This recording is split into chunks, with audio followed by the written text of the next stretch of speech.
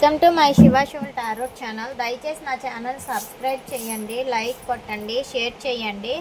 ఎవరికైనా personal reading కావాలి అనుకుంటే స్క్రీన్ పైన ఉండే కాంటాక్ట్ నెంబర్కి అయితే కాంటాక్ట్ అవ్వండి. రియూనియన్ రెమెడీస్ కావాలి అన్నా సరే రియూనియన్ రెమెడీస్ కూడా కాంటాక్ట్ అవ్వండి.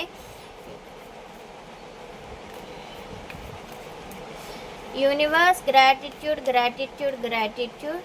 మ్యారేజ్ ఇష్యూస్ కావాలి అన్నా సరే, నెక్స్ట్ ఏంటంటే health issues, study issues, gold digging issues కావాలన్నా నేను చెప్తానండి.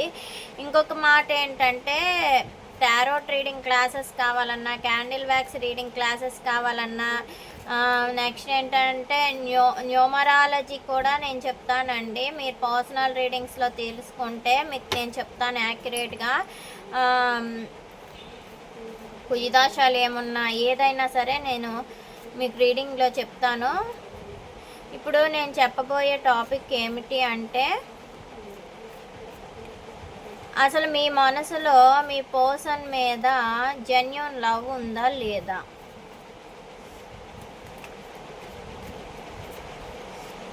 మీ పర్సన్ మీద మీకు జెన్యూన్ లవ్ ఉందా లేదా?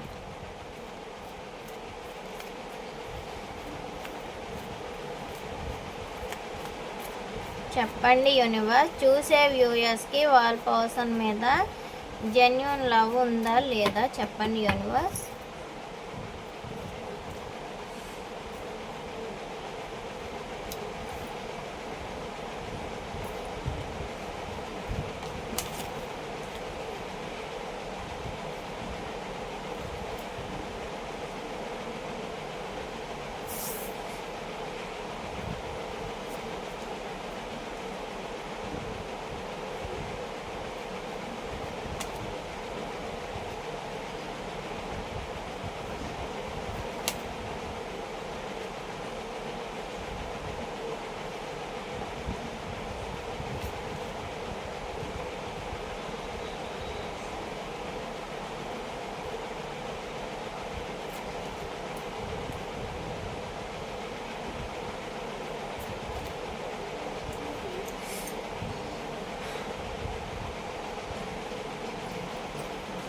మీరేమనుకుంటున్నారు అంటే ఈ రిలేషన్ని నిలబెట్టుకోవాలి అనుకుంటున్నారు, కానీ మీ పర్సన్ మిమ్మల్ని మోసం చేసి మీ నుంచి దూరం అయిపోయారేమో, ఈ రిలేషన్ వాళ్ళకి అవసరం లేదేమో అని మీరైతే అనుకుంటున్నారు.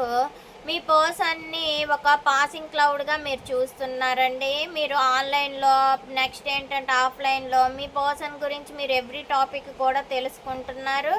మీరు చాలా పెయిన్ఫుల్ సిచ్యువేషన్లో ఉన్నారండి. మీరు వాళ్ళు పెట్టే బాధని ప్రజెంట్ అయితే చాలా సఫర్ అవుతున్నారు. మీరు చాలా వెయిట్ చేస్తున్నారు. కొంతమంది వెయిటింగ్ చేస్తున్నారండి, అందరూ వెయిట్ చేయట్లేదు. ఇక్కడ కొంతమంది ఏంటంటే న్యూ పర్సన్ని చూసుకొని వెళ్ళిపోయారు, పాసింగ్ క్లౌడ్ అనుకొని చెప్పి. మీరు కూడా మోసం చేసి లెఫ్ట్ అయిపోయారండి. మీరు మీ పర్సన్ కొంతమంది మోసం చేసి లెఫ్ట్ అయిపోయారు. హార్డ్ వర్క్ చేస్తున్నారు, మీరు మీ పర్సన్ మోసం చేసి లెఫ్ట్ అయిపోయారు. మీరు ఏమనుకుంటున్నారంటే అంటే వాళ్ళు మిమ్మల్ని మదర్లీ నేచర్తో చూశారు, కానీ మీరేంటంటే థర్డ్ పార్టీ సిచ్యువేషన్లో ఉన్నారేమో అని చెప్పి అనుమానాలు, లేనిపోని భయాలు పెట్టుకొని మీరు ఈ రిలేషన్ని బర్డెన్గా ఫీల్ అయ్యి విడిపోవాలి అని అయితే మీరు అనుకుంటున్నారు.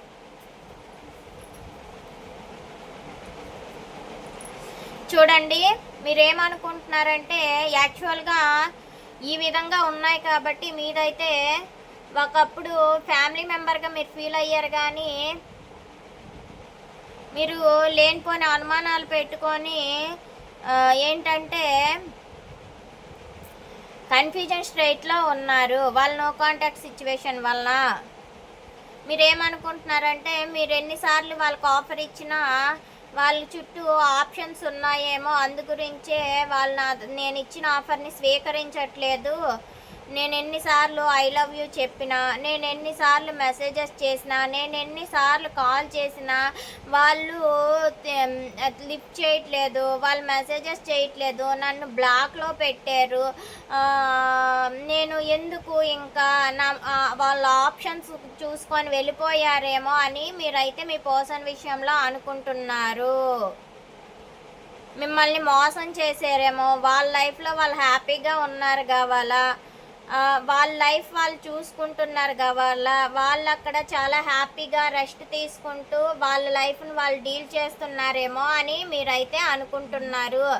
వాళ్ళు టీం వర్క్ చేస్తూ థర్డ్ పార్టీ సిచ్యువేషన్లో హ్యాపీగా ఉన్నారు, ఎంజాయ్ చేసుకుంటున్నారు, వాళ్ళు థర్డ్ పార్టీతో చాలా ఎక్కువగా ప్రేమిస్తున్నారు అనుకొని మీరు అనుకుంటున్నారు. ప్రజెంట్ అయితే మీకు వాళ్ళు స్టార్లా కనిపిస్తున్నారు, కానీ సైలెన్స్గా ఉండి ఎటువంటి మాటలను కూడా బయటికి చెప్పకుండా మీరు కూడా ఇంట్రోవర్ట్ అయిపోవడం వల్ల వాళ్ళు ఏమీ చెయ్యలేని పరిస్థితుల్లో వాళ్ళ ఫ్యామిలీతో వాళ్ళు హ్యాపీగా ఉంటున్నారు. మీరు సైలెన్స్గా ఉండడం వల్ల వాళ్ళ ఫ్యామిలీతో వాళ్ళైతే హ్యాపీగా ఉంటున్నారు.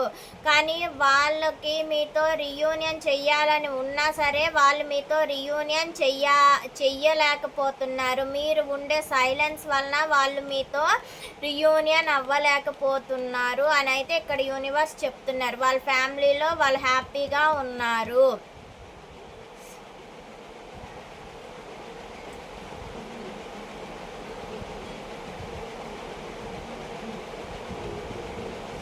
నెక్స్ట్ ఏంటంటే మీరు వాళ్ళ దగ్గరికి ఒక వేగంగా వెళ్ళి మీకు వాళ్ళతో లైఫ్ అనేది సక్సెస్గా ఉంటుంది అని అయితే ఒకానొక సందర్భంలో అనుకున్నా సరే వాళ్ళు పెట్టే నో కాంటాక్ట్ సిచ్యువేషన్ అనేది ఉండడం వల్ల మీరు ఏం చెయ్యాలో అర్థం కాని పరిస్థితుల్లో కన్ఫ్యూజన్ స్టేట్లో ఉంటున్నారు.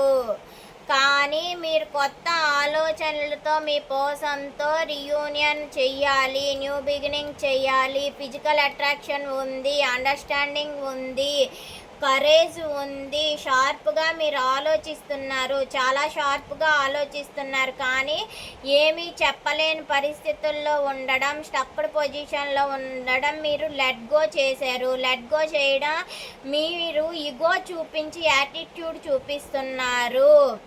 కొంతమంది ఈగో యాటిట్యూడ్ చూపిస్తున్నారు.